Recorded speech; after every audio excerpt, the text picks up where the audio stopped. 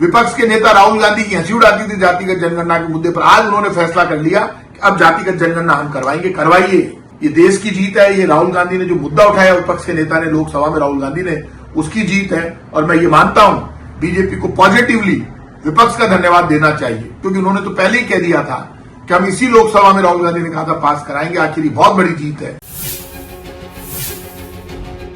जातिगत जनगणना का फैसला भारतीय जनता पार्टी ने ले लिया। आप जानते हैं कि राहुल गांधी ने लोकसभा में कहा था कि जातिगत जनगणना को हम पास करके दिखाएंगे, और वही लोकसभा में विपक्ष के नेता राहुल गांधी है और बीजेपी को आखिर झुकना पड़ा देश की आवाज के सामने। तो बीजेपी इतनी नाराज क्यों हो रही है?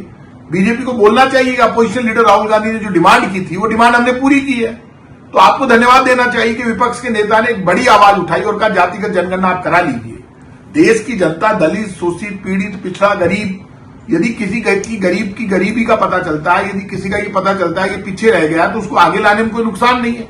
और जातिगत जनगणना हो जाएगी तो ये देश की जनता की आवाज थी कि अब जातियों की जनगणना होनी चाहिए। अब जातियों की जनगणना हो रही है। कल तक बीजेपी, विपक्ष के नेता राहुल गांधी की हंसी उड़ाती थी जातिगत जनगणना के मुद्दे पर। आज उन्होंने फैसला कर लिया कि अब जातिगत जनगणना हम करवाएंगे। करवाइए, ये देश की जीत है। ये राहुल गांधी ने जो मुद्दा उठाया विपक्ष के नेता ने लोकसभा में, राहुल गांधी ने, उसकी जीत है। और मैं ये मानता हूं बीजेपी को पॉजिटिवली विपक्ष का धन्यवाद देना चाहिए, विपक्ष के नेता का धन्यवाद देना चाहिए। उन्होंने सही मांग को स्वीकार करके ही किया।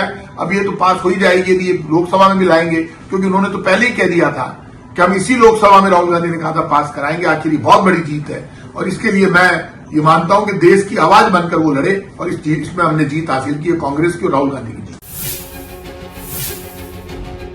जातिगत जनगणना का फैसला भारतीय जनता पार्टी ने ले लिया। आप जानते हैं कि राहुल गांधी ने लोकसभा में कहा था कि जातिगत जनगणना को हम पास करके दिखाएंगे, और वही लोकसभा में विपक्ष के नेता राहुल गांधी है और बीजेपी को आखिर झुकना पड़ा देश की आवाज के सामने। तो बीजेपी इतनी नाराज क्यों हो रही है? बीजेपी को बोलना चाहिए कि अपोजिशन लीडर राहुल गांधी ने जो डिमांड की थी वो डिमांड हमने पूरी की है।